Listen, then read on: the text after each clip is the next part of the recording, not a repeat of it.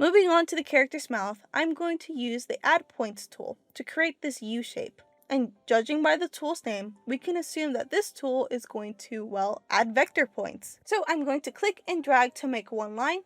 And as you can see, this line has 2 points, one at the beginning and one at the end. Now I'm going to select in the middle of the line and drag it down to create a U shape. But the line isn't as curved as I want it to be. It's actually looking more like a V than a U. But the Add Points tool can only add points.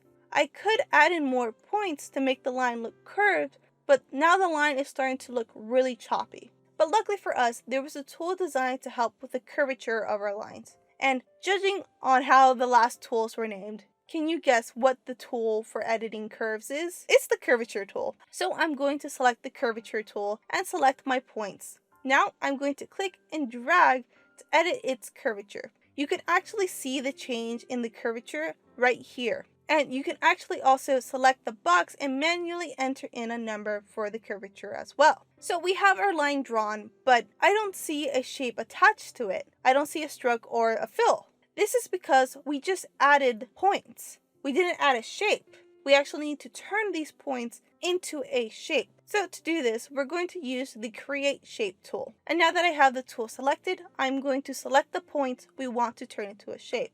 And we really only need to add a stroke, so I'm going to go ahead and change the settings. And now I'm going to select Create Shape. And now as you can see, the points we just created have now turned into a shape and there's now an outline. So we have finished creating our eyes, the blushes, and the character's mouth. Now all we need to do is create the character's head, which is this big circle that connects the face to the petals. So this means we need to go back to the Draw Shape tool to create this circle. As you can see, there will be a lot of going back and forth in between tools. So now I have selected the Draw Shape tool and I'm ready to create this last circle. But wait, the shape we just created is now covering everything else we just drew. Why is this happening?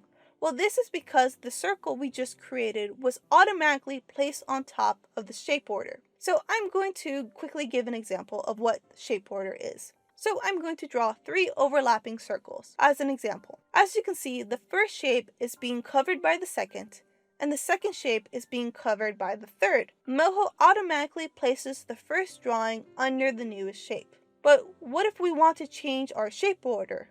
So I'm going to go ahead and select this middle circle. And to change the shape order, we're going to use the up and down keys on our keyboard to change the shape order. So if I wanted to move this middle circle to the top of the shape order, then I would use the up arrow. And now the middle circle is now appearing above both the first circle and the third. And to move it below both of the other circles, I would use the down button. So if I push the down button once, it's back in its original spot. But if I select the down arrow again, the middle circle now appears below both shapes. So we're going to use the same technique on our head shape. So now I'm going to delete these example circles. So I'm going to use the Select Points tool. I'm going to select the points and I'm going to select Delete on my keyboard to get rid of them. Now I'm going to go back to the Select Shapes tool and I'm going to select the head shape. And now we see this checkerboard pattern, which is just Moho letting us know that it's been selected. And I'm going to select the down arrow on my keyboard to move it below the rest of the shapes. And now when I deselect the shape, we can see the rest of our character's face. And now that I'm already on the Select Shapes tool, I'm going to go ahead and make some adjustments to this shape's color. So I don't really like this color for the character's face, so I'm going to select the shape again and change it. Just like we did for the blushes, we're going to use the Style panel to change the shape colors. And now I am officially done with this layer, which means now I can move on to the petals layer. So I'm going to select it in the Layers panel, and notice that when I select the Layers panel, I can now no longer edit the shapes in the face layer. This is because we can only edit shapes that are on the layer we currently selected, which at the moment is the petals layer. If I wanted to go back and edit the shapes on the face layer, then I would have to reselect the face layer. So going back to drawing the petals, I'm going to actually use another shortcut to create all 5 of these petals. I'm actually just going to create one petal, and then I'm going to copy and paste it for all of the other petals. So I'm going to use the Draw Shapes tool to draw this first petal. And now I'm going to use the Transform Points tool to edit this oval so it matches my drawing. Then, using the same tool, I'm going to click in the middle of my shape to select all the points, and I'm going to select Ctrl C to copy the shape and Ctrl V to paste it. Now I'm going to move this new shape, and I'm going to use the handles on the sides to rotate it. So now I have my second petal resized, and I'm going to make my third petal by copying and pasting it again. So again, I'm going to press Ctrl C and Ctrl V on my keyboard, and I'm going to move it and rotate it. Again for the fourth petal, and again for my last petal. Now, since I have all 5 of my shapes created, I'm going to use the same tool, so the Transform Points tool, to edit these shapes so they match their unique petals. And I also want to change the colors of these petals, but I don't want to do them individually. So I'll show you how to change the color of multiple shapes. So if you remember, to change the color of a shape, you have to use the Select Shapes tool. Then you have to select the shape you want to change and change the color of the shape in the Style panel. But if you want to change the colors of multiple shapes, you can hold down Shift and select Multiple Shapes. Now you can go into the Style panel and change the color for all the shapes you just selected. So I'm going to change the color of all these petals to a light pink. And now I have completed my petals. Next, I'm going to move on to creating the stem. So I'm going to select the stem layer, and looking at my drawing, there's not really a shape that's similar to this curviness of this line. So I'm going to use the Add Points tool to draw this curvy line. So I'm going to add a point at the beginning of the shape, and I'm going to drag the line to where I want the shape to end. Now I'm going to add in some more points to create this curve. And now that I have all my points added, I can go ahead and use the Curvature tool to edit the curviness of each point, so it matches my picture better. But remember, the Add Points tool only adds points, it doesn't create a shape. So we have to turn these points into a shape by selecting the Create Shapes tool. So we actually need to select the points we just created and turn them into a shape by going to the Create Shapes tool. And I want the stem to be a dark green, so I'm going to select the shape we just created and use the Style panel to change the color of the stroke. And now we have our stem. And now we're going to move on to the last layer of our character, which is the leaves layer. Now, looking at these leaves, we could use a triangle as our base shape. So I'm going to use the Draw Shapes tool and select the triangle option. Now I'm going to create the triangle. And now that we have our base shape created, I'm going to use the Add Points tool to add points so we can build out the shape even more. Now I'm going to move on to the Curvature tool to create the curves of this leaf. And for this pointed edge, I'm going to select the peak button to create this point.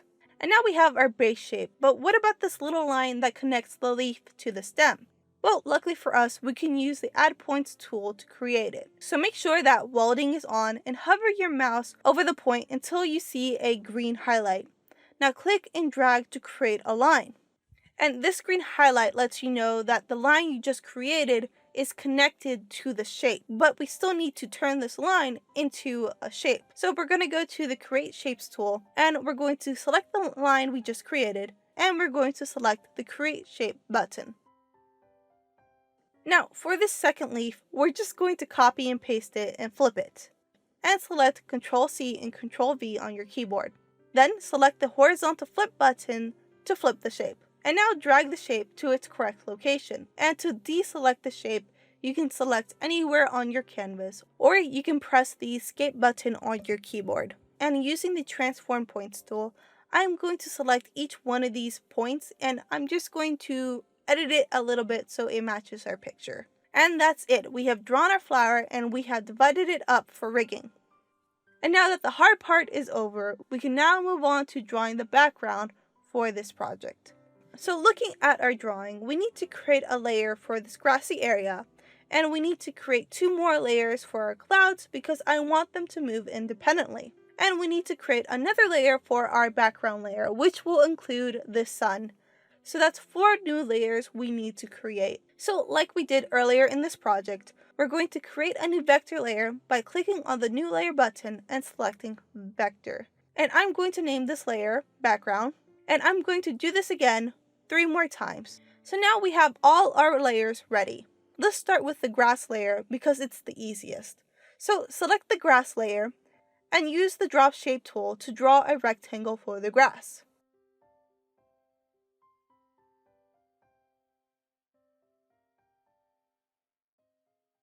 That's it. We are now done with this layer. Now we're going to create our clouds. And looking at the clouds, they are fairly complex. So for these clouds, I'm actually going to show you 2 methods for creating complex shapes. So for cloud 1, we're going to use the combine shape method. For this method, we're going to draw multiple shapes and combine them into one big shape. So we're going to start with the draw shapes tool, and we're going to create multiple circles to create the outline of our shape. Keep in mind that we want all these shapes to overlap, so I'm going to disable the fill option so we can see where each shape is overlapping. I want to use these shapes to create an outline of my cloud. And now that I have my outline, I'm going to use the select points tool to select all the circles I just created, and I'm going to select wall crossings to combine all the shapes together. Now when I try to move the shapes apart, I can see that they're now combined. Next, we're going to use the delete edge tool to get rid of all these strokes within the shape, so that we're just left with the outline of the shape. And this process is actually going to break our shape, but that's okay because we're going to use the create shapes tool to build a brand new shape. So now that I have deleted all the edges within our shape, I'm going to use, like I just said, the create shapes tool to create our cloud. And I want both a fill and a stroke, so I'm going to select both, and I'm going to select create shape to create our cloud.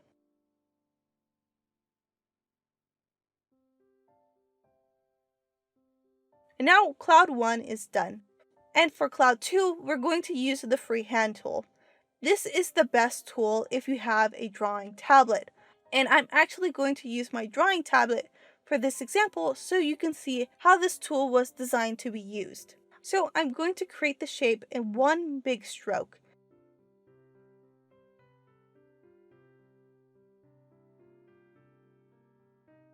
And now cloud 2 is done. Next, we're going to create our background. So select the background layer, and we're going to start with this sun. So we're going to use, again, the draw shapes tool to create this circle. And lastly, we're going to create a blue sky. So we're going to use the draw shapes tool, and we're going to use the rectangle option. But now, as you can see, the shape we just created is now blocking the sun. So this means we have to change the shape order. So we're going to use the select shapes tool and move the shape we just created below our sun. So we actually need to also drag our background layer so that it's at the very bottom of our layers panel. So we're going to select it in the layers panel, and we're going to drag it so that it's under everything else. And now we're done with our background layer, which means we have completed drawing our reference image. In the next video, I'm going to show you how to rig the drawing we just created. So that's all I have for you guys. I hope you enjoyed the show, and I hope to see you in the next video.